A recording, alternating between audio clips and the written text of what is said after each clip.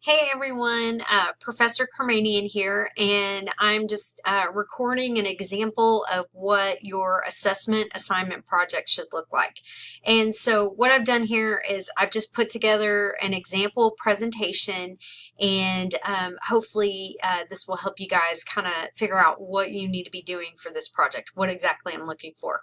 And so what I've done here is I went ahead and I created a PowerPoint project. And so I just went into PowerPoint, created my 6-slide slideshow. And now what I did next was I went to screencast-o-matic.com. You have to download a software and then you can launch it. And then once you've launched your software, all you have to do is go open your presentation. So like I said, I did mine in PowerPoint, but you could also do it in Google Slides. You could do a Prezi presentation because once you launch the recorder, then you get this rectangle and you just kind of stretch your rectangle over your presentation. And so I've stretched my little rectangle over this presentation that I have going in PowerPoint. And below it, I can click through slides and I can do some different things. I also, when I launched my presentation, I launched webcam and presentation. That way you guys can see me in the box below actually presenting my presentation. And so this is the way that I want you guys to do this. I want you to launch your presentation software, but also I want to be able to see you presenting as you go. And so one thing to keep in mind as you present, you want to make sure that you're, dressed in professional attire, and also that you have a neat background behind you. And so I'm just in my office, and I have a bookshelf behind me and a sign, a little sign on my wall.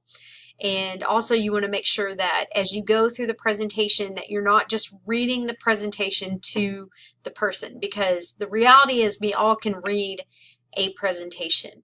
And so you don't need to do that. But please, when you begin, introduce yourself, introduce what your topic is. And so in that case, I'd say, I'm Professor Kermanian, my major's education, and my topic is about how therapy dogs can reduce stress for college students. And then, you just want to click on through your slides. And so the next slide, here I'm just introducing what the problem is. And so the problem is that college students are really stressed. And then I also talk about what's making them stressed, or why are they stressed. And so here I've listed some different reasons. You guys know many of you may be far away from home, and being homesick can really cause you a lot of stress. Also, as a college student, you're on this cusp of this major transition in life where you've gained all this independence, but then you have all this responsibility to maintain good grades. And also a lot of students struggle with maintaining motivation. It's hard to be motivated all the time to do your best work. And some of us, we don't have good time management tools. Maybe we're big time procrastinators. And we haven't really figured out a way to deal with that. And so if you're constantly having these major deadlines at the last minute, that's really hard to not be stressed about. And a lot of college students, many research studies show that college students don't get enough sleep. And so lack of sleep leads to stress, basically stressful behaviors, and not coping with stress very well. And so that's what I would do. I just introduce the problem, and then moving on. This is where you talk about, is this just a local issue? From the research that I looked up about stress in college students, there are a lot of college students in Texas, in the United States, and globally who are dealing with stress. And as we examine that, we see that there are a lot of de-stress initiatives on college campuses. And so one thing that they've been trying in a lot of different places is bringing therapy dogs or even rescue dogs on campus. And we even have done that here at Grayson College a few different times during finals week. We called it Pause for Pause. And they brought these rescue dogs in, and you could hug a pug on your way to your final exam. Also, a lot of these dogs were up for adoption, and so there were some faculty and staff and students that were able to adopt a lifelong friend. And so it was actually a mutually beneficial initiative that we had going on campus.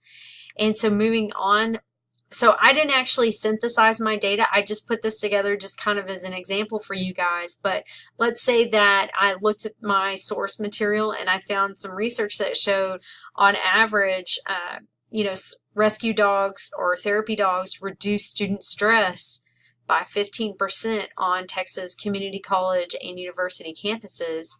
Well, the implications for that are pretty significant, because if there could be a 15% stress reduction just by bringing animals on campus, then perhaps that should be something that we should look into doing even more.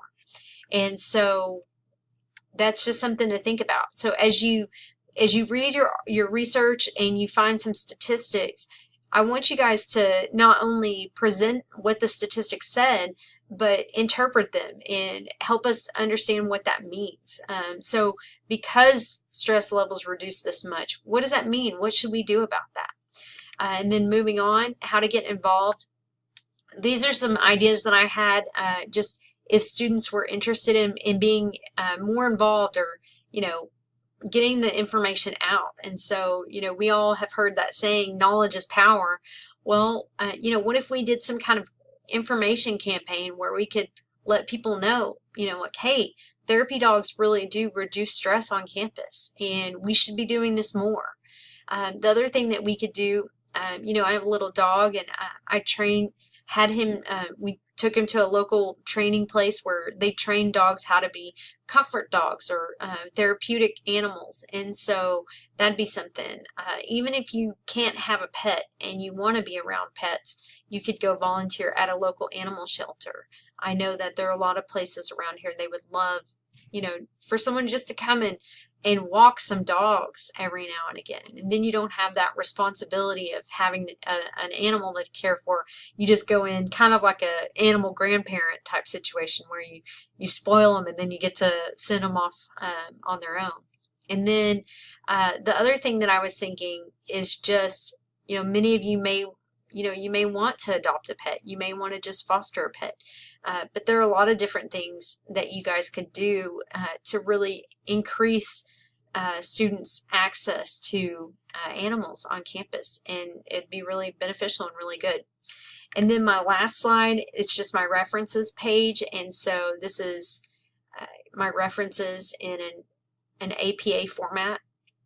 And when I found, whenever I was looking for my sources, most of the references, they were already, there's already a citation shown.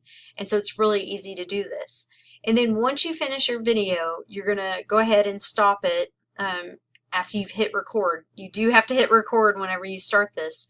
And then it gives you a 3, 2, 1 countdown. Once you stop the video, if you're happy with it, then you can upload it to YouTube.